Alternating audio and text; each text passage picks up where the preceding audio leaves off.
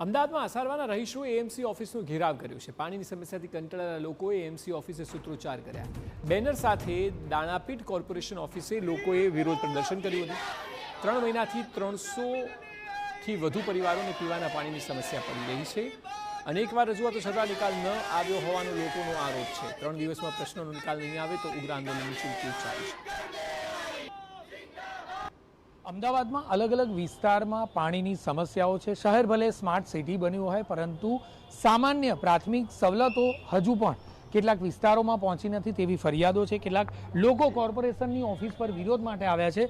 કયા વિસ્તારમાં કયા પ્રકારની સમસ્યા? હું કલ્પેશ પરમાર, અધ્યક્ષ જનતા સેના ગુજરાત। અમદાવાદ મેગા સિટીની અંદર અસારવા વિસ્તારમાં બિલવાસ આવેલો છે।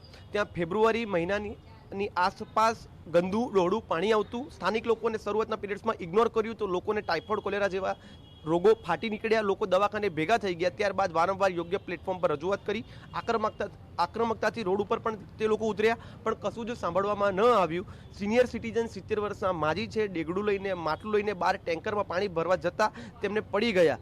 એક 32 વર્ષનો છોકરો તેને પડી જતા તેની ગાદી ખસી ગઈ। 80,000નો ખર્ચો આવ્યો। આ બધું જ યોગ્ય પ્લેટફોર્મ પર રજૂઆત કર્યા હોવા છતાં પણ એએમસી મગનું નામ મરી પાડવા માટે તૈયાર નથી। આ બાબતે જનતા સેના અંદર આ મુવમેન્ટની અંદર એન્ટર થઈ છે। સ્થાનિક લોકોને આશ્વાસન આપ્યું છે કે દિન 3ની અંદર જો આનું યોગ્ય નિરાકરણ કરવામાં નહીં આવે તો આક્રમકતાથી જબરદસ્ત રીતે આગળના સમયમાં મુવમેન્ટ કરવામાં આવશે। કેટલા સમયથી પાણીની સમસ્યા છે અને કયા પ્રકારની? 4-5 મહિનાથી પાણીની સમસ્યા છે। બહુ જ હેરાન થઈએ છીએ। ગયડા માણસો બિચારા પાણી ભરવા બહાર જાય છે। એક માજી તો એવા પડી ગયા છે કે અત્યારે હાલમાં એ ખાટલા વસ જ છે, અહીંયા આવી શકે એવું છે નહીં। અને બસ અમે ત્યાં જઈએ એટલે કે પાણીનું થઈ જશે, 15 દિવસમાં થશે, 20 દિવસમાં થશે, પણ કંઈ એ લોકો સોલ્યુશન લાવતા નથી। અને અમે કલ્પેશભાઈનો જ્યારે દરવાજો ખખડાયો ત્યારે 2 દિવસથી બસ દોડાદોડ કરે છે, હા થઈ જશે થઈ જશે, પણ કોઈ હજી સુધી કંઈ કર્યું નથી। સ્થાનિક ધારાસભ્ય કે કોર્પોરેટરને આપે રજૂઆત કરી છે ખરી?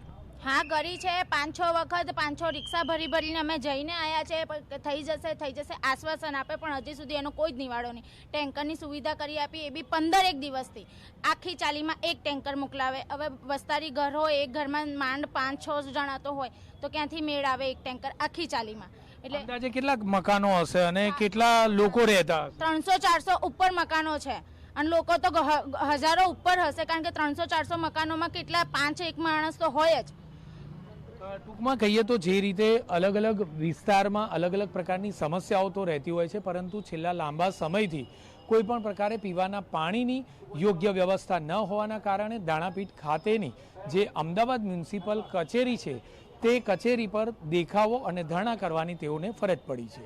કેમેરામેન મહેશ સાથે જિગ્નેશ પટેલ, TV9 અમદાવાદ।